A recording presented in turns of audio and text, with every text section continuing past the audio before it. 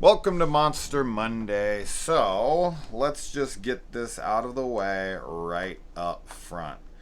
I am, as usual, and I've said this a million times in the past, I don't need to continue to keep saying this all the time, but I really don't try to be on the opposing side of things. I don't try to live in the minority at all. When this movie came out, I was very excited, like a lot of people. But I keep my expectations in check. And I also accept films for what they are as long as they're presented well. And I know there are a lot of people who are disappointed by this movie. And I am just not one of them. I didn't understand the hate when I got out, although I was not surprised. You know, any high profile, really high expectation sequel, I expect most people to dislike it, especially in horror or comedy. Those are like such hard follow ups, and very rare sequels are able to live up to that hype and expectation, especially these days. Especially these days. So, yeah, I got out of this and was like, oh, that was great. I loved it. I thought it was just as good as the first one, whatever. And then of course I went online and saw that people thought it was terrible or thought it was nowhere near as good as the first or they jumped the shark too much or whatever.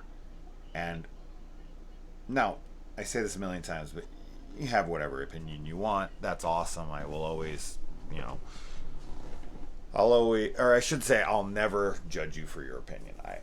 It is what it is. The film is completely subjective, and we all have our takes on things.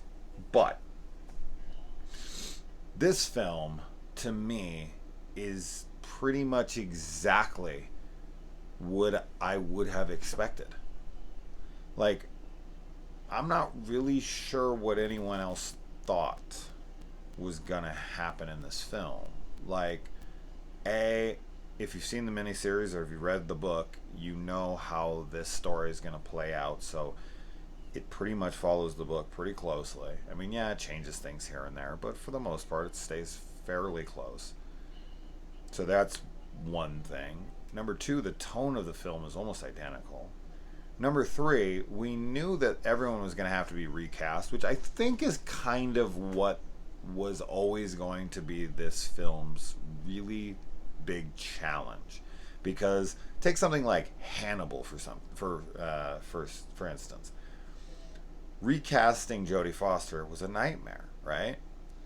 And anytime you do that, anytime you have a movie that is loved by an audience and then you try to make a sequel to it and someone won't come back and so you have to recast them.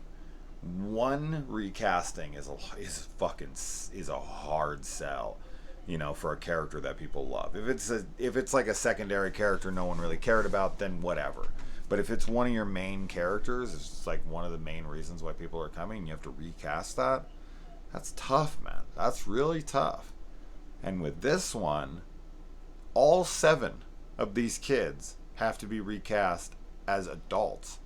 And we basically have to learn to like these guys all over again because you're not going to just look at James McAvoy and see Bill Denbrough that you know from the It Chapter 1 movie. You're just not. Even no matter how well they sell that, which I think they sell it perfectly in this, and I think the casting is remarkable, and I would like to see anyone try to deny that. The casting in this for all the grown-ups is phenomenal.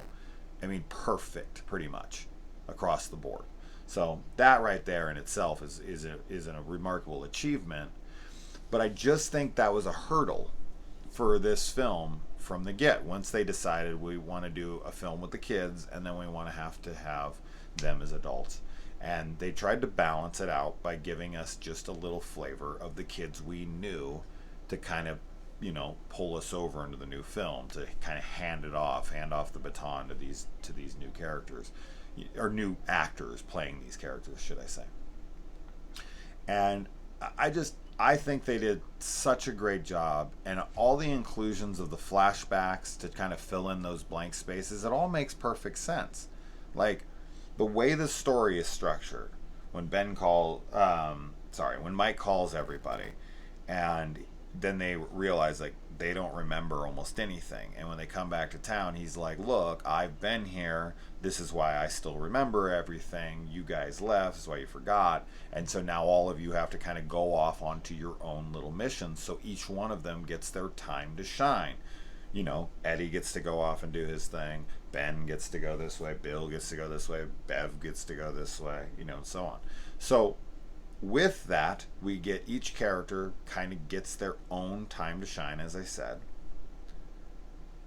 And we also get to revisit these old characters because they're going to remember something from the past, because we need to see these characters because these are who we have that attachment to, and then hopefully the blending of those characters together, seeing Richie become older Richie, and we have the scene where he's out there and he's, you know, finding out he has his feelings, he's homosexual for this kid at the arcade or whatever, and this is his literal token, and he goes in and it just transfers over to Bill Hader coming out of there.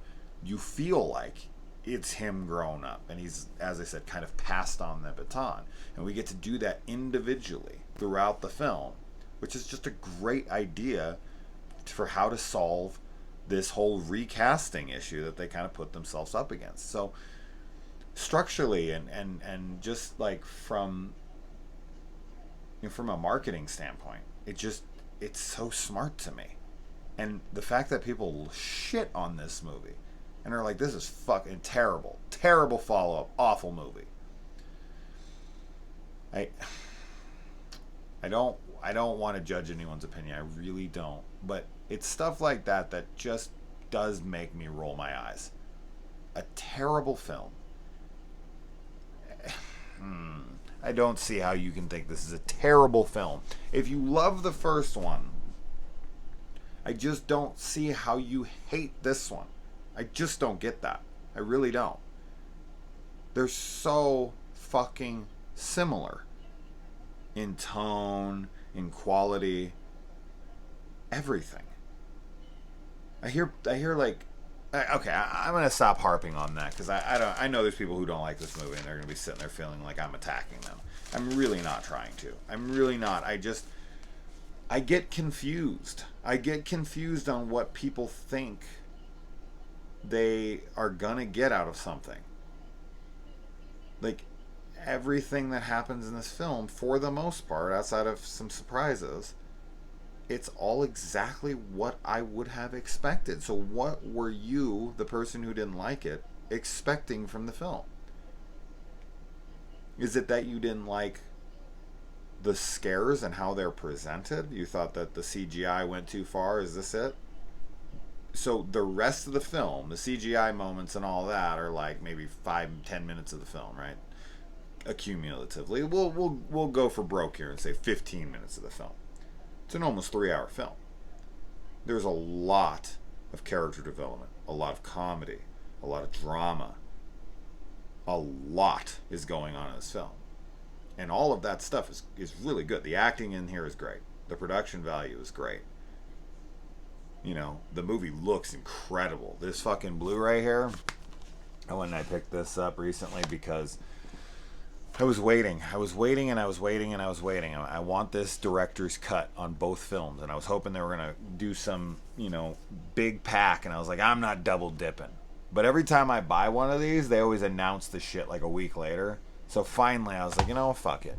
I'm just going to go buy it. It's only $20 for both of these in a set. And hopefully they'll announce, you know, tomorrow that they're finally putting the director's cut out, you know, in 2021 or something.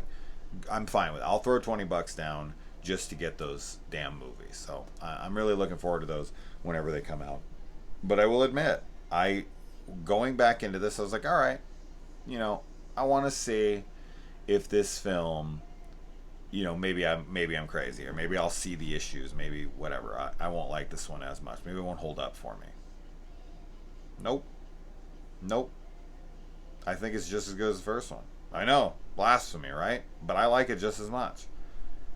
I think the scares are all as good. I think the characters are as good.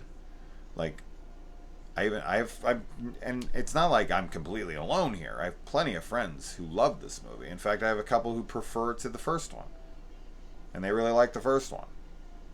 You know, so I'm not alone. I can't tell you how often I talk to people, and they're like, "Oh, I love the first one, but the second one's terrible, terrible." I, terrible. That I don't. I'm sorry. I just don't get that at all. But fucking A, does this movie look great? The Blu-ray was stunning. I can't even imagine what the 4K looks like. This Blu-ray is gorgeous. Oh my good God, I was watching it just in awe of how fucking good this movie looks. So I've heard complaints about that. Like they switched cinematographers or something, and people are like, "Oh, it looks like shit." This movie looks like shit. Throw the Blu-ray on, or the 4K up on a 4K television, and tell me this movie looks bad. Come on. Just fucking stop. Just stop. The movie does not look bad. That's an absurd opinion. I don't want to smash anyone's opinion, but fucking come on. I've seen a few people say that, and it is utter nonsense. But alright, so I probably already knocked out like maybe 25% of my notes, so alright, I know a lot of people having a problem with this opening. You know, you got the homosexuals and they're bashed, and they think this is like some like homophobic film. I don't get that at all. I don't get that at all. Like, I could see, I guess, how people could take that because they're just kind of seeing it at surface level. But to me, what they're saying here, and what I love about it, is that Pennywise is in no way supposed to be likable. I don't want to root for Pennywise. Pennywise is a piece of shit, evil, awful fucking character. A very good one. And Bill Skarsgård is phenomenal in this film as he is in the first one. But Pennywise preys on the weak. And this guy was just beaten to basically death. I mean, he is so close to gone at this point. And I think this is such a subversion of expectations. This is the total swerve here. You think Pennywise is going to come out, he's going to save the day, he's going to become the anti-hero. That's not Pennywise at all. He wouldn't take on those guys. He wouldn't take on the fucking guys who were beating the shit out of him. He would team up with them. Look what he did with Bowers in the first movie, who's a total piece of shit, who's fat shaming and carving his name into freaking Ben's stomach. Really? Like he teams up with that guy. But people thought he was going to kill the fag bashers, as they would call themselves. Bullshit. Bullshit, he would. So, just for me, it makes perfect sense, and it lets you know, like right out the gate, Pennywise ain't going to become this anti-hero like a Jason Voorhees or something has become in film, where it's like, this character is an awful character, and here comes Jason, and yay, he killed him, get him. That ain't Pennywise. Pennywise is gonna take care. He's gonna prey on the weak, and when that guy's in the water and he preys on him, it's heartbreaking. And Pennywise murders children in this movie. He's evil, man. He is so horribly evil. He preys on a broken man as he's fallen in the water. He's having the worst night of his life, the last night of his life. And so I don't see this scene as homophobic as far as like the film goes. What those guys are doing is homophobic as fuck and obviously not okay. And I would love to see them die. Of course, I'd love to see them ripped apart, but that's just not Pennywise. So to me, I just don't, I just see it for what it is, and I like what I'm seeing. If that scene was a straight couple, would you have an issue with it? And it's the same thing. It's just that they beat him up because he's gay. So I think you're like adding subtext because you want to see it, because you're a good person and you're like, against homophobia, but I don't. That's not the message here. I don't think Andy Muschietti or anybody who's working on this movie is like, I hate gays, and I want, to give some like subtle winks or like straight up, subtext like, we don't approve of homosexuality. That is not what's happening here at all. In fact, Richie, is gay in this movie, and he's hiding it. It's his big dark secret. And I guess people could see that as like, keep your secrets, be a gay, be in the closet about it. He didn't come out, so it's anti-gay. That would never get questioned in the 80s. Never in a million years. If you got a gay guy beaten up and then killed by the monster, no one would bat an eye. It's just the time we live in now. Everyone thinks that everything is an agenda. Everyone thinks that, they want to get upset about something. I just saw it as a great opportunity to see someone in a very weakened state. You think it's going to go one way, and it goes completely the opposite. Pennywise is awake, and he is a fucking monster. He's not here to help you. He's not here to save the day. He's not here to root for. He's not here for catharsis. He's here to murder and take advantage of the weak. That's why he goes after children. He lives off of fear. He knows he can fucking scare children because they are, very weak.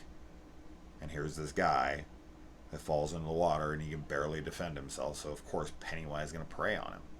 And it's a very gut-wrenching scene. It's horrid. It's hard to watch. But that's horror.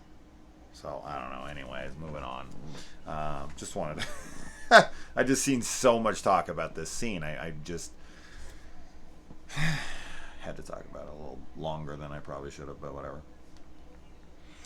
A lot of talk about like the hating of the endings of books in here. Nod to Stephen King. A lot of people hate his endings and the ending of this book. So, a lot of nods to that. And then, Bill is really just kind of fighting for his ending. Like, hey, why can't you just do it the way I wrote it? And there's like the push and the pull between the studios and the fans and everyone telling him his endings suck and all that. It's cute. It's a cute nod, and we even have Stephen King making a appearance in here, and he even makes the joke that the book's ending sucks. So he's in on the joke, and he's even said in interviews, my biggest weakness is that I don't know how to end books. I really struggle with that. And I agree. I've read probably 30 Stephen King books at this point, and he rarely writes an ending that I find satisfying. It feels very cocaine riddled. The guy was on a lot of coke, and he was just like, fuck it, I'm ending it. It doesn't seem well thought out at all. It seems like he wrote it, and then he came to the end, and he was like, how do I end this? End this, okay, and then book's over. So, that for me is his one weakness, but, I'm not alone on that one. Hey, I'm finally in the majority of something. I like when Mike calls Bill, and Bill's instant reaction is his scar starts hurting. I noticed that this time. This is only the second time I've ever seen it, but he's like, oh, and his hand starts hurting because it's, they made the scar the promise. It's calling out to him. We've got Eddie Kazbrak here, and he has basically married his mom. And I was told, I haven't looked into this, but it's the same actress that plays his mom, plays his wife. That was pretty good. If that's true, that's pretty great. That's pretty funny. He becomes a risk assessment analyst, which is perfect for his character. Of course, all of them become wildly successful, except for Ben, because he stays behind in Derry. As the further you get away from Derry, the better, more successful your life can become. The closer you are there, you're not doing very well. Richie Tozier is a comedian now, of course, and he's the best casting in the film. Bill Hader is perfection. It is like literally couldn't fucking they could not have cast a better person for this role. I'd love to know who you think would be better. There isn't somebody better. It is it's the dream casting, and he kills pretty much every line out of his mouth in this movie is funny. And if you haven't seen his show Barry, make sure you check it out. It's a great show. Anyway, Ben is really greatly casted too. The guy who plays Ben in this really looks like young Ben in the eyes and the face. Of course, he's Mr. Buff Hunk guy now, but like it really like facially, like it looks like him. His facial features is really bizarre. When I was really looking at him, I was like, dude, I can see Ben in there. This is wild. Such good casting there. And he is this architect. Of course, he's some big shot. He's got this big fancy house, but he's still alone because his heart burns there too, the January embers and all that stuff. So he's still in love with Bev, who I hope he ends up with. He kisses her under the water and everything, but when they leave Derry, I really hope they got together, and I hope Ben buries her husband. Buries him.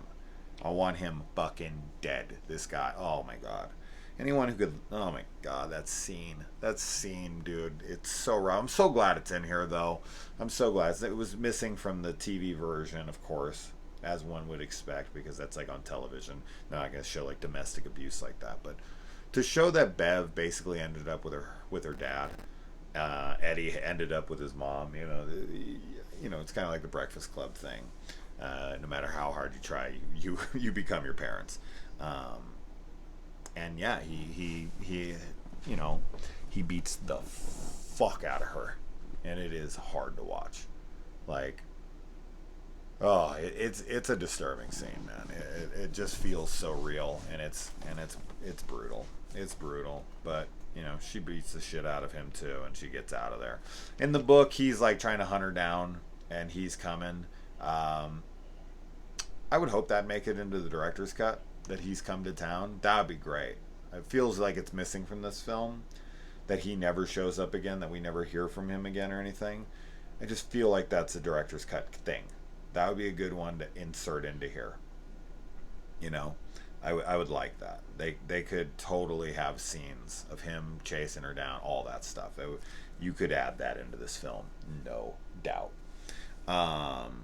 So hopefully, fingers crossed, we get those extended cuts all in one. I want one ultimate collection, both films, director's cuts together in one package. Please make that happen. $50, I don't care. Make the fucking thing happen. I'll pay it. So get on it.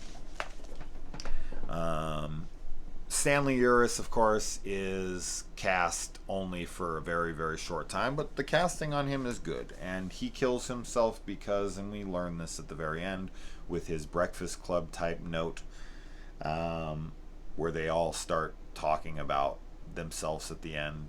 Very, very Breakfast Club. But whatever. He doesn't want to hold them back. He knows he'll be weak. He knows he won't be able to help them.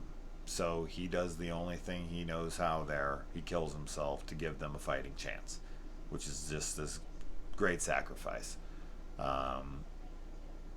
Which is, some people just can't get past their fears. Like, it seems ridiculous logically. Like, why wouldn't you go and just try to fight? Like, what's the worst that's going to happen? You're going to die? You're killing yourself anyway, so you might as well just go.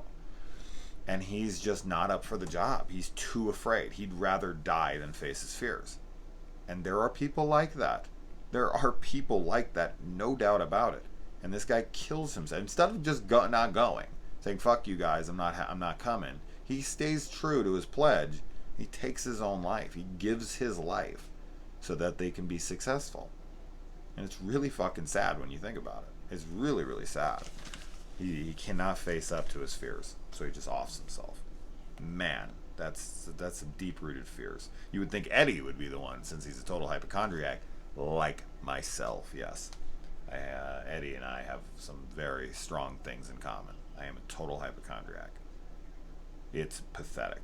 And trust me, no matter how logic-minded I am, you can't talk yourself out of anxiety. I can't tell you how many times I've almost done a video on anxiety for this channel, because I know a lot of you suffer from anxiety as well, and it is like my goal in life squash anxiety on planet Earth. I want no one to suffer from it. It's a fucking disease, and this is the cure. No, I was just looking at it while I was sitting here saying the disease. I couldn't help myself. But yeah, anxiety. Fuck, man. I could talk about it all day. Maybe one day I'll make that video. I know a lot of you won't care, but some of you really, really will, and that's why I would make the video. But we'll get back to that at a different time. Anyways, all right. And oh man, that scene where you know all the bodies that Pennywise had in there spit out into the water, and Henry Bowers comes out with it. I love it, man. It's so gruesome. All those dead kids and everything just floating in the water, and then he comes up out of there, and the cops arrest him and beat the shit out of him, and then it like fast forwards to him in a mental institution. And another thing that people don't like is that Patrick Hockstetter is like this zombie chauffeur. I love it. I love the look of him. I love that he's driving him around. It just adds to the horror of it all. Like that's what I love about King's books. That's what I love about these kinds of movies. Like just pack on the horror. And some like zombie character coming and picking him up from the insane asylum and looking gruesome and driving him around. That's so Stephen King. Even with the Christine book, you know, you've got George fucking I want to say what the hell's his name? Whatever. The owner of Christine. He's the driver of the car when they open up the door. When he like drives through the house and everything in the book, and then like the door opens up and it's him at the wheel and shit, and he's like ghostly. I would love to see that. I would love to see. I know a lot of people are like, "Oh, that'd be terrible." I'm so glad they didn't do that in the movie. It's just to see it here. That is just so Stephen King to me. Like it's almost like a makeup for what they didn't do in The Shining. I'm not saying it should be in Carpenter's Shining, because Carpenter's Shining is fantastic. I love it. I just got the 4K, which I'd love to check out soon.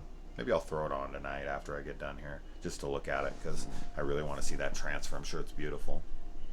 But I love it. I love the Hockstetter shit, man. I love the way he looks. All of it. His teeth are coming out. He's all, you know, degraded and everything. I love it. I love it. I'll defend the hell out of it. So there you go. I wrote down Zombie Hockstetter is awesome. I agree. The Bleachers kill. The Bleachers kill is so fucking sad, man. It's so sad. That little girl. And she, you know, a lot of people are like, I don't buy that any kid would think Pennywise wasn't instantly scary. Well, this answers that question. This girl's instantly like, you're not friend. You're scary. I'm leaving. And then he manipulates her. He starts crying. Oh, you know, I stayed under here because I don't want anyone to see my face, because when they do, they always run, and you're just like everybody else. And he totally manipulates the shit out of this little sweetheart. And it is so tough to watch. It's like that baseball boy scene in Doctor Sleep. That is one of the roughest scenes I've ever watched in my life. The kid's like crying out for his mom as these guys are killing him. Awful. And we got we got Doctor Sleep and It Chapter 2 very closely together, and they have these brutal kid deaths in it, man. They're making such good films these days. And I feel so lucky. And I guess that's why I get so irritated that people are like, "Oh, these are shit." No, they're not. No, they're not. Did you like Doctor Sleep at least? Because that thing is fucking near flawless. That's like a masterpiece. It is such an amazing follow-up to The Shining, and I need to do a spoiler discussion on it ASAP. I could do that for a Monster Monday, right? There's some like the ghosts and stuff could be considered monsters. I don't know. I need to do it though. I love it. I got the director's cut, which is even better. I gotta get on that.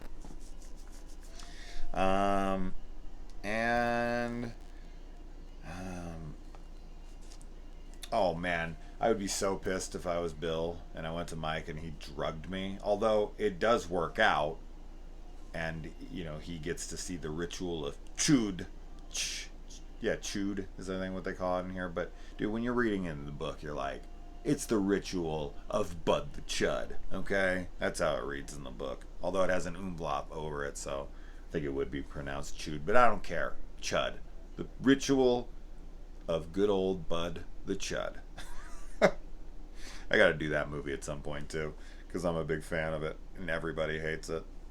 I love the animated origins of Pennywise as he comes to the earth and everything.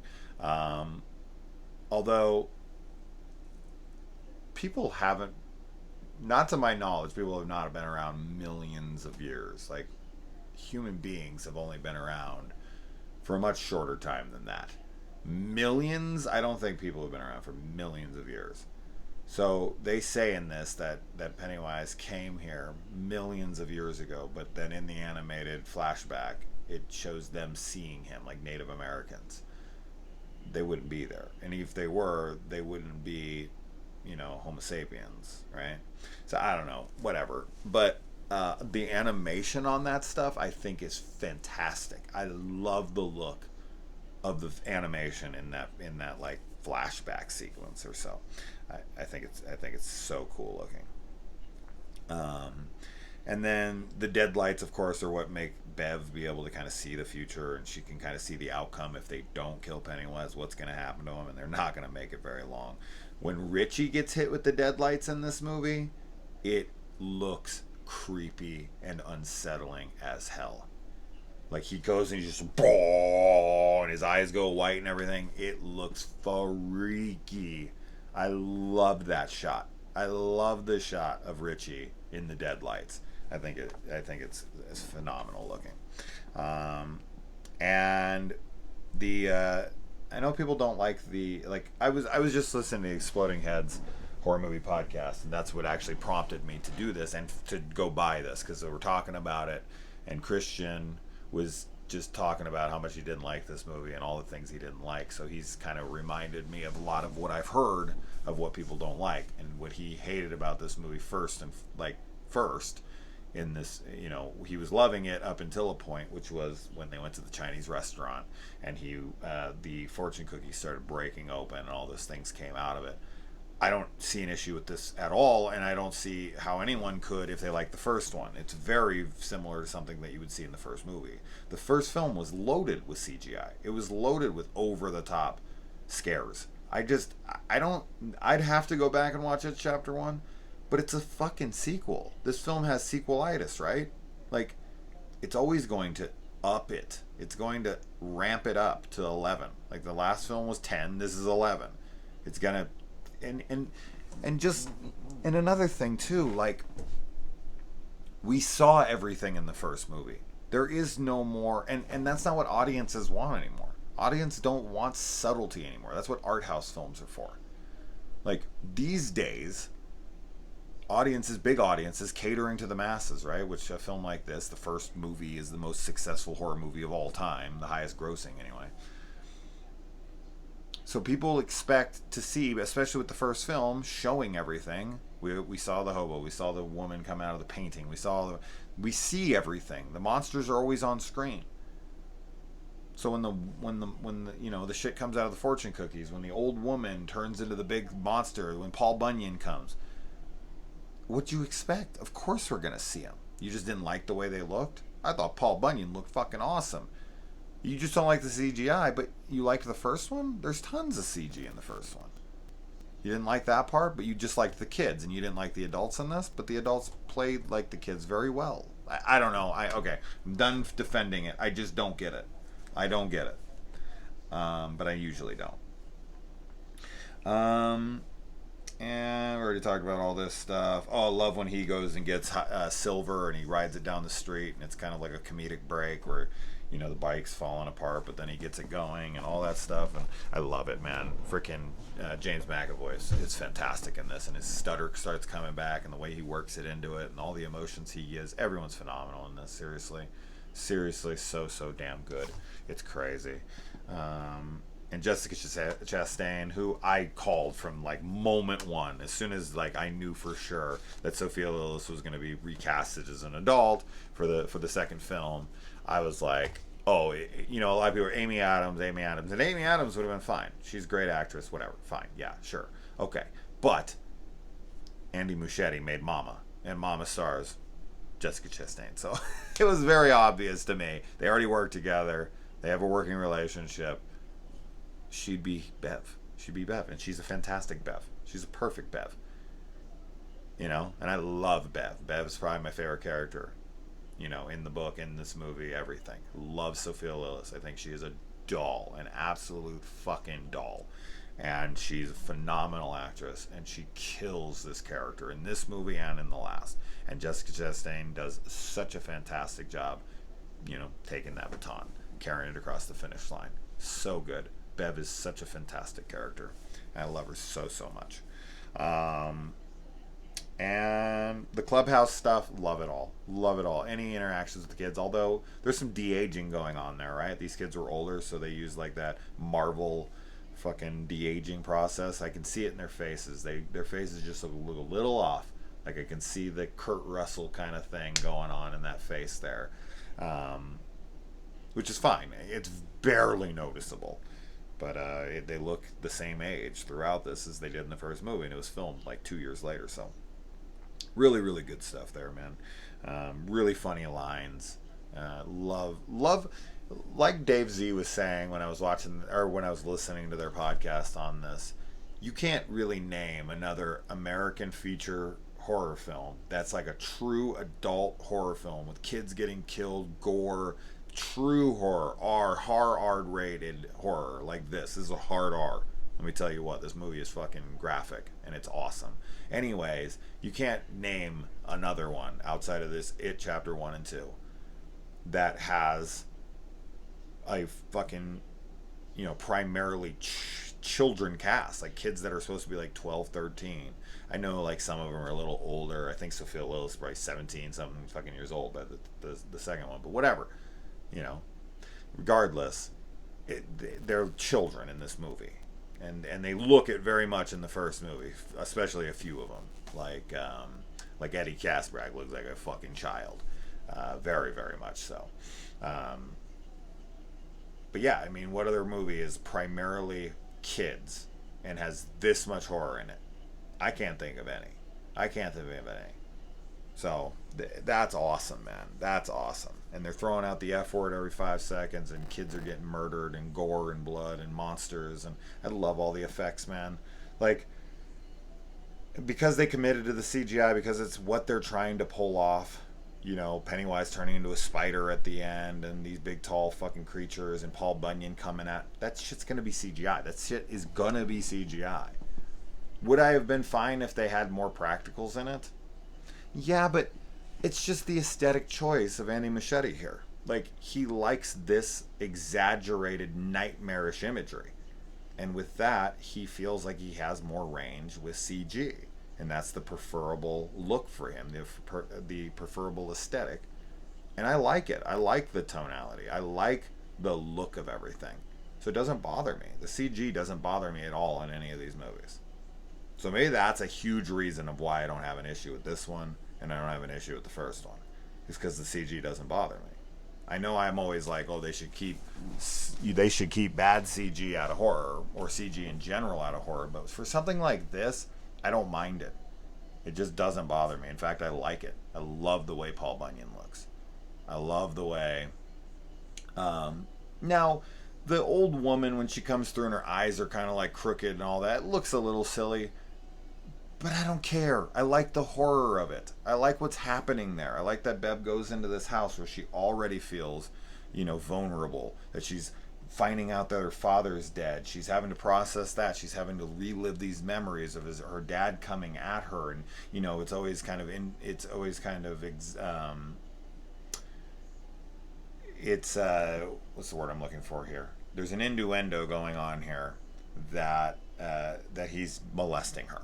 I mean, that's very much obviously what they're trying to say is going on with him and her. So she's dealing with so much in this sequence, and she's dealing with the fact that she's coming back to this town, that her husband used to beat the shit out of her, and then she has this woman who turns into this fucking monster and is chasing her through the house and everything, and then when she looks back, she realizes that she's just been walking through a dilapidated fucking place. Like, the place never had anything in it, and that this clown is able to completely manipulate her mind, and everything is just falling apart around her.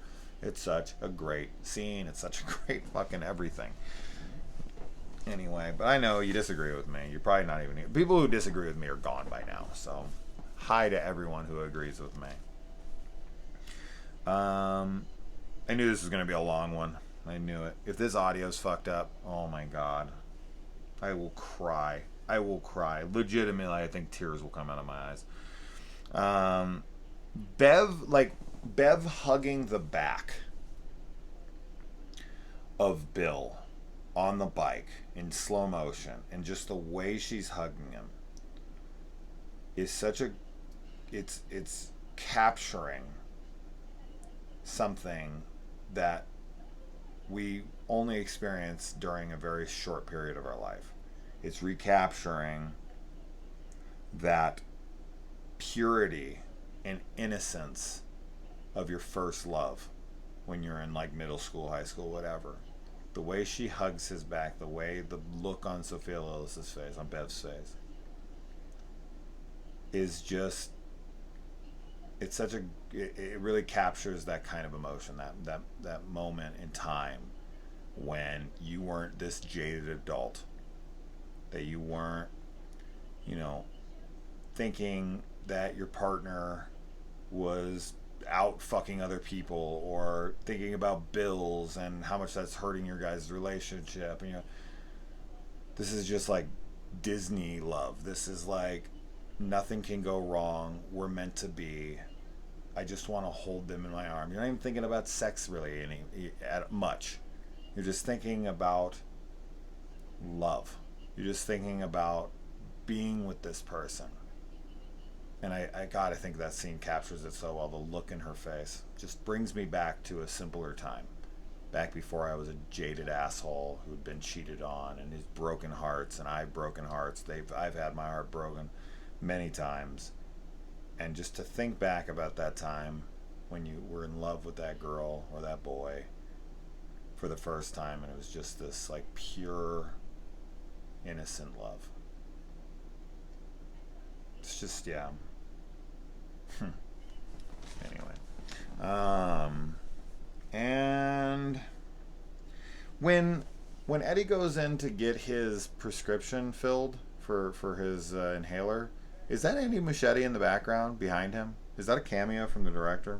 Sure fucking looks like him. I like when Ben walks into the school and he sees a turtle on the table. Of course, a nod to the book. And Bill and the kid who ends up getting killed in the Hall of Mirrors, which is a phenomenal scene. Arguably my favorite scene in the entire film. I think the horror in that, the way that it's shot, the way that it's done, is just fantastic. But yeah, just Bill screaming at that kid, please leave, come up with any reason, all that stuff is so heartbreaking. And he's dealing with, thinking that he's killed his brother, and that, you lied and I died, and he's really, like, everybody's dealing with so much in this film. Bill's dealing with the death of his brother and how he feels guilty for it. Bev is dealing with, what her dad did to her, and how she's basically just fallen into the arms of another guy just like him. Ben's dealing with the fact that, he was in love with somebody, and he feels like this insecurity about his weight at that time, and how he wasn't able to get the love of his life, and even now when he's big and buff and successful, she's still looking at Bill with those eyes. And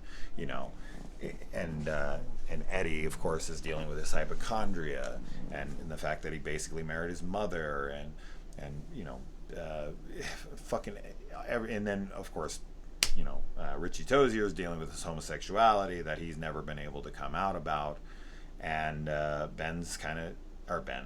Mike is dealing with the fact that he's never left Derry, and he's basically just kind of given his life away to try to defeat this thing for the last 27 years. He's kind of squashed his dreams of going somewhere, doing something.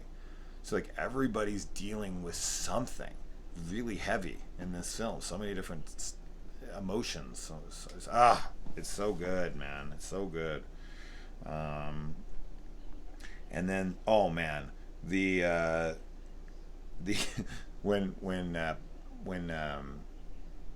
fucking why am I blanking on this dude's name right now? I've said it like 5 times already. Um, when the bully comes in and he stabs Eddie in the cheek, boom, right here, and it goes, and he just sticks right into his cheek, and then Eddie goes into the shower, and then the dude comes at him, and he fucking like you don't know, you think maybe Pennywise is gonna be behind, you don't know what the hell's gonna happen, and then boom, he stabs him right through the shower curtain. Oh man, Henry Bowers, Jesus Christ, couldn't get the guy's name in my head for some reason. But Henry just gets it. Oh man, when he walks out and the dude's stabbed in the chest, and he's like, "Cut your mullet, dude. It's been fucking 30 years." It's so funny. And then he like stumbles out, and then he just pulls the knife up out of himself. Oh, I love it, man. And then he just jumps in the car and they take off. That's great, man. Just the brutality of the knife in the cheek. I think this is gonna end up probably being my longest review I've ever done. It's a long movie. It's a 3-hour fucking movie. So there you go. I don't know if I could help that kid in the fun house. Freaking, I tried to go in one of those ones once where it spins when you walk and you try to walk through the tunnel and it's spinning around you. That is the most disorienting thing I've ever done in my entire life. I have a problem with my inner ear on my right side, and anything makes me dizzy. Anything makes me feel off-kiltered, unsteady, off-balanced. And that thing was the worst experience of my life. Like, I walked through and I had to like close my eyes and just run to the end, and then my kids were screaming because they were terrified and I left them behind. So like I had to run back and grab them, and I was like, "Girls, come with me!" Oh fuck! And I was like trying to get out. I was like moving, or I couldn't open my eyes. Every time I opened my eyes, like my whole body would sway and I almost fell over. I could not focus. I could not exist in that thing. I can't even play. I'm a huge Mario fan, and I've never been able to play Super Mario Galaxy 1 or 2, because if I try to play it for more than like 2 minutes, I immediately get so dizzy that I'm nauseous for hours. I've tried like 3 times now, and every single time I feel the exact same way within a couple minutes. I can't take it. When he's like running around the planets, my brain's just, this does not work. It's horrible. Anyway, so when I was watching that, just watching him walk through that thing was terrifying to me.